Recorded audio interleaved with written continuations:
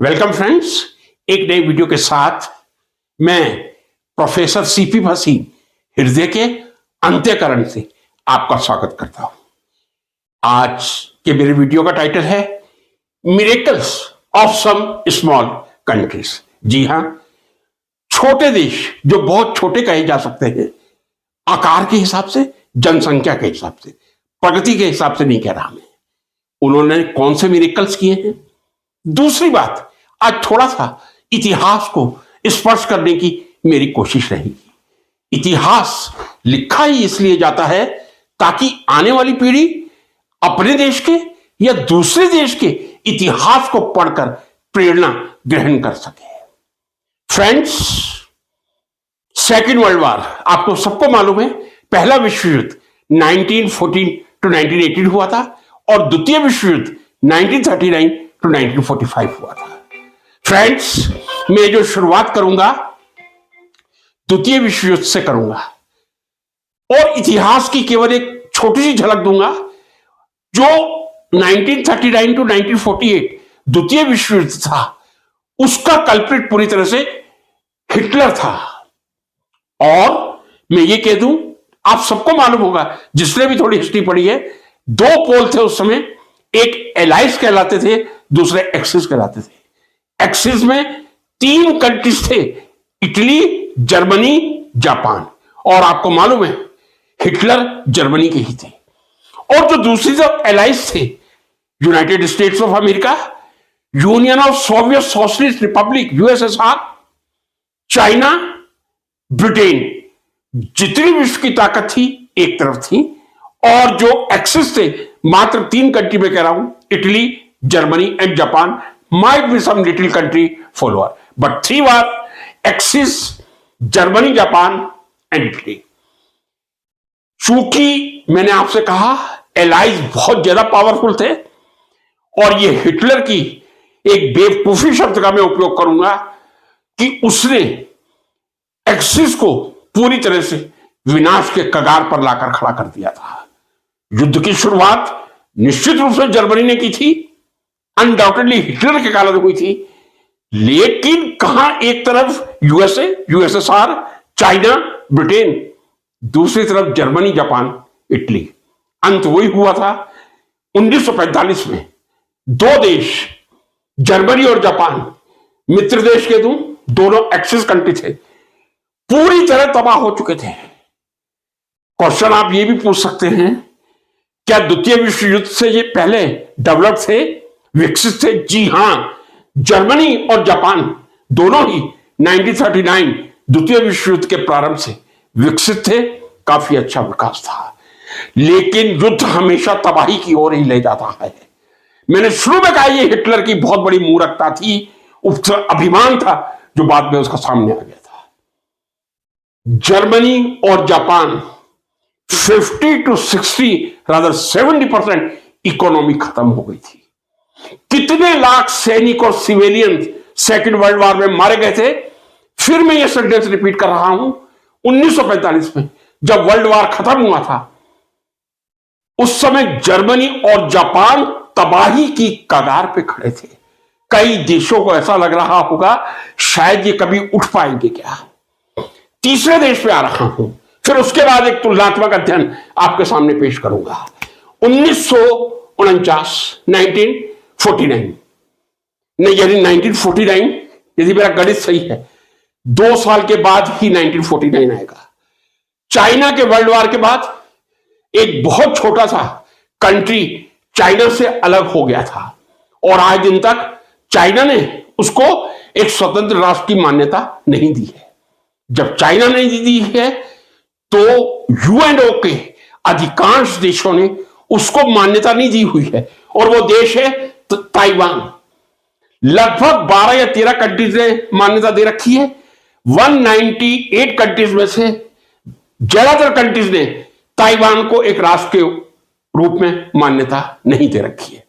एक तुलनात्मक अध्ययन हो जाए, इन छोटे देशों ने 1949 के बाद ताइवान या 1945 के बाद सेकेंड वर्ल्ड वॉर के बाद जर्मनी और जापान ने क्या प्रगति की है और आज कहां खड़े हैं।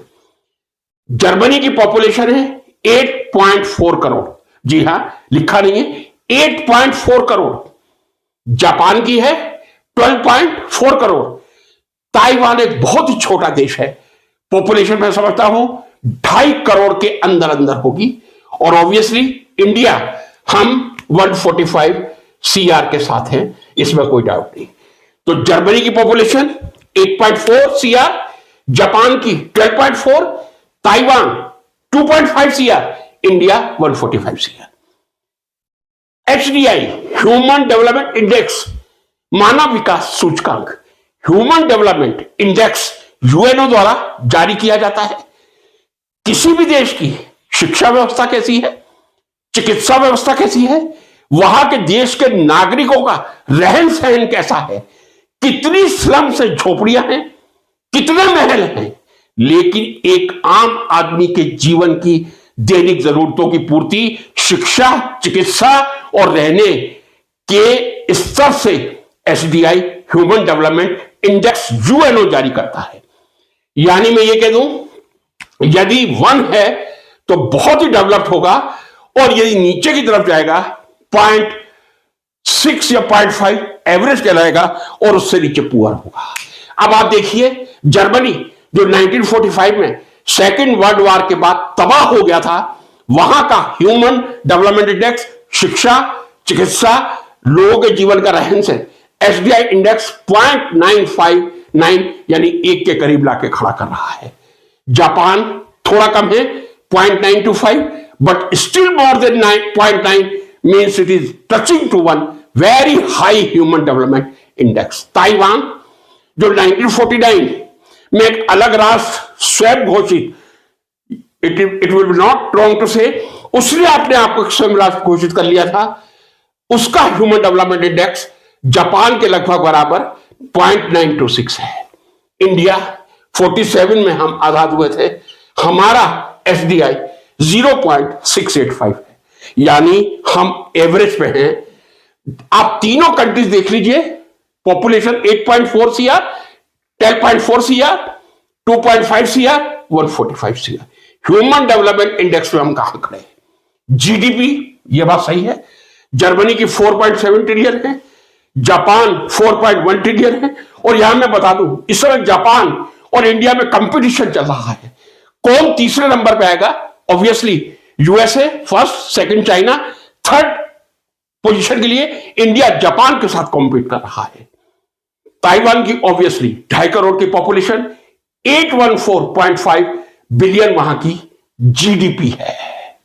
यदि मैं सही हूं, GDP Germany 4.70, Japan 4.1 trillion, India 4.1 trillion, Taiwan छोटा सा देश 814.5 billion dollar. Life expectancy Germany 81 year, Japan 84 years, Taiwan 81 years, India 71 years. Scientific development में कहां है? जर्मनी का रैंक है 11, जापान का है 12, ताइवान का है 25, यानी जो टॉप पे है, जैसे हम कहते हैं कि फर्स्ट रैंक है इस यूनिवर्सिटी का, मीन्स यदि आप एक की तरफ हैं, आप हाईली डेवलप हैं, आप 100-500 की तरफ जा रहे हैं, आपका डेवलपमेंट कम हो रहा है। 11 is a very good development scientific in Germany, Japan 12 again very good, Taiwan एक छोटा सा देश जो स्वतंत्र आजाद होके विकास में लगा हुआ है 25, इंडिया का रैंक 39, यानी तीनों से काफी नीचे है। अब वर्ल्ड रैंकिंग जो यूनिवर्सिटीज की होती है, शिक्षा ही किसी देश के विकास का मूल आधार होता है।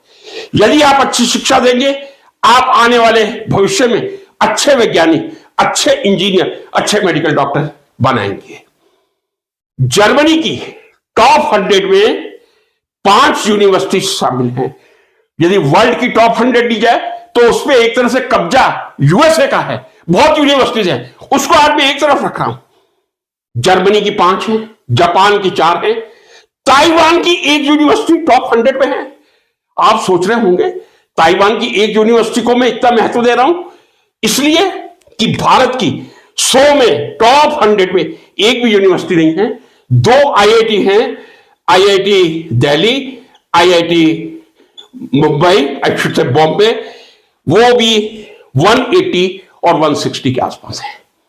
यानी टॉप 100 में ताइवान जैसा देश एक यूनिवर्सिटी लाकर स्टैंड कर रहा है, जापान की 4 और जर्मनी की 5 है। और हमारी टॉप 100 में एक भी नहीं, टॉप 200 में केवल 2 IITs हैं, टॉप 300 में 300 में 4 या 5 होंगी। आगे बढ़ते हैं। नोबेल प्राइज, अभी तो सीजन चल रहा है नोबेल प्राइज का। कल भी मैंने एक छोटा सा क्लिप डाला था, अब ध्यान से सुनिए। पहले नंबर पे यूएसए है, 427 नोबेल प्राइज प्राप्त कर चुका है। नोबेल प्राइज प्राप्त करना कितना मुश्किल है, और जो अनएक्सपेक्टेड एस्पायरेंट होते हैं, डोनाल्ड ट्रंप जैसे लोगों को कैसा फ्रस्ट्रेशन होता है, वो भी आपने देख लिया होगा। जर्मनी, जिसकी पॉपुलेशन 8.4 CR, 115 नोबेल प्राइज अभी तक जीत चुका है। केवल केमिस्ट्री की मैं बात करूंगा, मैं केमिस्ट्री का विद्यार्थी हूं। 28 नोबेल प्राइज जर्मनी ने केमिस्ट्री में, और ओवरऑल 115 नोबेल प्राइज जीते हैं। जापान पे आ जाए, total number of Nobel prize 31, chemistry 9। आप सोच रहे होंगे कि जर्मनी के पास नोबेल प्राइज 115, जापान के पास 1/5, केमिस्ट्री का भी देखा जाए लगभग 1/3। जर्मनी के पास केमिस्ट्री में 28, जापान के पास 9, यूएसए तो 101 के आसपास पहुंच गया है केमिस्ट्री में। अब रीजन, यदि जर्मनी बेसिक एजुकेशन में बहुत आगे चल रहा है, प्रोडक्शन में भी बहुत आगे है, undoubtedly it will be proved after a few minutes. Japan technology में बहुत आगे है। आप सब जानते हैं जापान की टेक्नोलॉजी नंबर 1 टेक्नोलॉजी है वर्ल्ड में। साउथ कोरिया शायद उसके बाद ही आएगा। चूंकि Nobel prize basic science, physics, chemistry, physiology और medicine, literature, peace and economics के लिए दिए जाते हैं। जर्मनी बेसिक साइंस के कारण नोबेल प्राइज में काफी आगे है, लेकिन जापान काफी पीछे है। लेकिन टेक्निकल डेवलपमेंट में वहां के जो इंजीनियर्स हैं, वहां का जो टेक्निकल प्रोडक्शन है, जर्मनी से बहुत हाई है। यह कहने में मुझे कोई अतिशयोक्ति नहीं। ताइवान एक छोटा सा कंट्री जो 1949 में अलग देश, स्वयंभू अलग देश बना था, एक नोबेल प्राइज आया है, और वो एक केमिस्ट्री में है। मुझे इस बात का अभिमान है। भारत में 145 करोड़, 47 की आजादी, 9 नोबेल प्राइज हैं। अमेरिका में 427, जर्मनी में 115, जापान में 31, ताइवान में 1, इंडिया में 9, केवल 9। और केमिस्ट्री का कोई भी नोबेल प्राइज नहीं है। कई बार आपको एआई में पर्दे के लिए मिलेगा, yes there is 1 Nobel laureate of chemistry, Venkataraman Ramakrishnan, but he is not Indian citizen. After schooling, he left and he took the citizenship of British. He is British citizen, not Indian. तो India में chemistry में एक भी Nobel prize नहीं, total 9 है। USA 427, second UK है शायद 125 के आसपास, तीसरा Germany 115, Japan 31, Taiwan 1, India 9। Medical doctors, किसी भी देश की चिकित्सा व्यवस्था से ही वहां का HDI, ह्यूमन डेवलपमेंट इंडेक्स का निर्धारण होता है। जर्मनी में लगभग 8.4 CR पे 3,36,000 डॉक्टर हैं। जापान में पॉपुलेशन 12.4 CR है, 3,82,000 है। ताइवान में 2.5 करोड़ की पॉपुलेशन है, 53,000 है। इंडिया में लगभग 19 से 20 डॉक्टर हैं, इसमें मैंने आयुष के भी शामिल कर लिए हैं। लगभग 14 लाख एलोपैथी है, और I am sorry yes 14 lakh allopathic है और 5 लाख आयुष के। IQ पे आ जाए, कहा जाता है IQ को विशेष महत्व नहीं। अब आप, मैं देश के युवा पीढ़ी से पूछना चाहूंगा, इस मेरे वीडियो को पूरा देखने के बाद, अभी चल रहा है, आपके सामने डेटा है। जर्मनी का IQ 106 है, जापान का 107 है, ताइवान जो एक छोटा सा कंट्री 107 से 111 है। कुछ AI 107 दे रहे हैं, कुछ 110 दे रहे हैं, तो मैंने पूरी रेंज लिखी है 107 to 111। Means very high IQ of Taiwan, very high IQ of Germany, very high IQ of Japan. मुझे मालूम है कि जब मैं ये वीडियो प्रेजेंट कर रहा हूं, मेरे पे देशद्रोह का एक तगमा लगेगा, नेगेटिविटी का एक तगमा लगेगा कि ये आदमी हमेशा नेगेटिविटी की बात करता है। यदि राष्ट्र को प्रगति के पथ पर लाने के लिए देश के युवा के सामने इतिहास और विज्ञान के सही आंकड़े पेश करना देशद्रोह है, तो मैं फांसी की सजा लेने के लिए तैयार हूं। अब जो भारत का आईक्यू मुझे मिलता है 77 से कम ही था, मैंने 77 यहां पे लिखा है। हमारे देश का एवरेज आईक्यू कई जगह आपको 40 मिल जाएगा, मैंने डिस्कार्ड कर दिया। कहीं ना कहीं देशभक्ति अपने आप को थोड़ा पार्शियल बनाती है। हमारा 77 आईक्यू है। क्यों इतना पुअर आईक्यू है? हमारा देश तो सोने की चिड़िया था, तक्षशिला और नालंदा तो यही थे। क्या ऐसा हो गया? हुआ है, तक्षशिला पाकिस्तान में चली गई, नालंदा को जला दिया गया। आईक्यू को क्या हुआ जो इतना कम है? क्या हमारे बच्चों को स्कूल में जो पोषण न्यूट्रिशन मिलना चाहिए मिड डे मील में वो मिल रहा है? क्या घर पे हमारे देश के 145 करोड़ में से बच्चे 2 टाइम ढंग से खाना खाते हैं? शिक्षा की बात पे आ जाऊं, आज का ई पेपर दैनिक भास्कर जयपुर एडिशन पढ़ रहा था। 1 लाख ऐसे स्कूल हैं पूरे देश के, नहीं कह रहा, एक स्टेट के, जो एक शिक्षक के सहारे पूरा प्राइमरी चल रहा है। 1 2 3 4 5 1 लाख स्कूलों में एक शिक्षक के सहारे चल रहा है। अब मुझे बताइए, क्या आप मुझे फांसी के फंदे पर चढ़ाएंगे या मेरी इस तुलना के लिए आप मेरी प्रशंसा करेंगे? जो कुछ करना चाहें आपके हाथ में है। अरे हम एजुकेशन में नहीं, फिर मैं लौट के वहीं आ गया, ओलंपिक मेडल। ओलंपिक मेडल में आपको मालूम है यूएसए मोर देन 5000 है, 5300 के आसपास है। Germany 106, good number, I will not say bad. Japan 107, almost एक par to each other. I'm sorry, I'm extremely sorry. This is IQ. Olympic medal 525, Germany 1083, Japan very good number. Of course, in USA 5300. India पे बाद में आऊं, चलो पहले Taiwan की बात कर लूं। 43 या 49, इसमें भी बड़ा कंफ्यूजन मिलता है।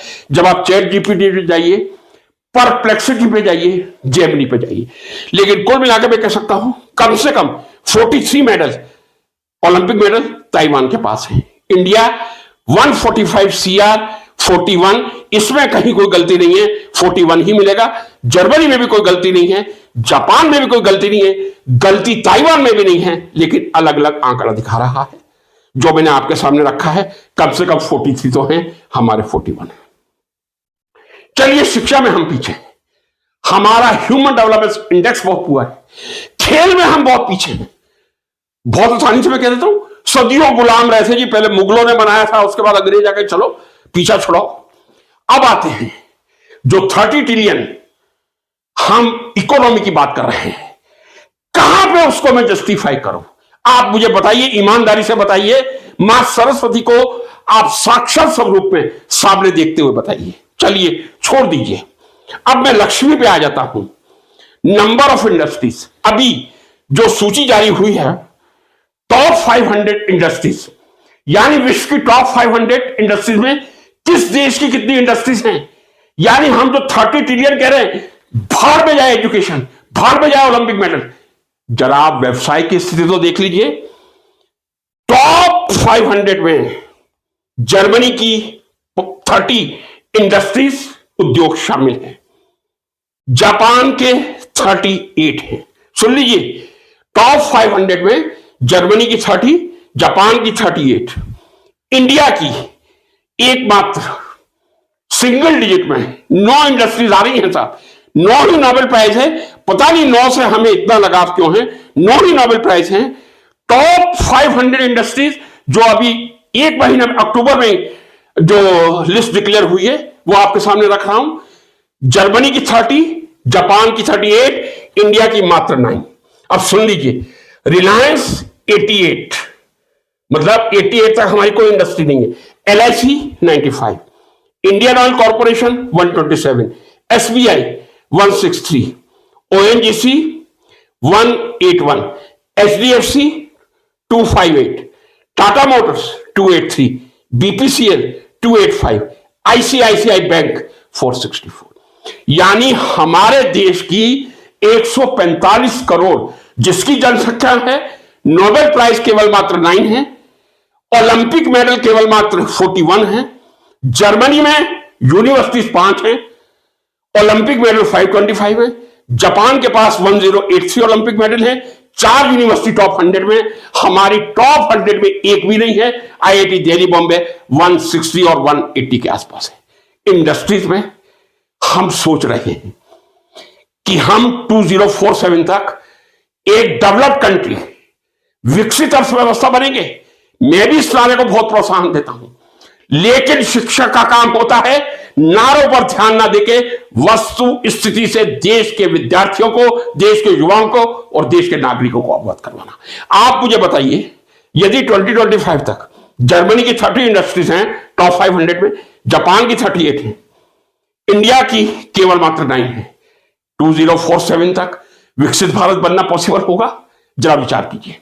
अब आप सोच रहे होंगे मैंने ताइवान को क्यों छोड़ दिया, छोटा सा कंट्री जिसकी पॉपुलेशन 2.5 CR, नीचे लिखा हुआ है TSMC। What is TSMC? Taiwan semiconductor manufacturing company. TSMC मैं समझता हूं काफी जनरल नॉलेज जो अवेयर होते हैं उनको मालूम होगा, Taiwan semiconductor manufacturing company. Semiconductor का जमाना है क्योंकि हमें हर चीज में AI की आवश्यकता है और AI के लिए सेमीकंडक्टर हमें चाहिए। ताइवान की ये ताइवान सेमीकंडक्टर मैन्युफैक्चरिंग कंपनी पूरे विश्व को 60% चिप का निर्यात करती है, या नोट का निर्यात करती है, या वेफर का निर्यात करती है। यानी सेमीकंडक्टर जो इंडस्ट्रीज है विश्व की, बाकी देशों का 40% कॉन्ट्रीब्यूशन है।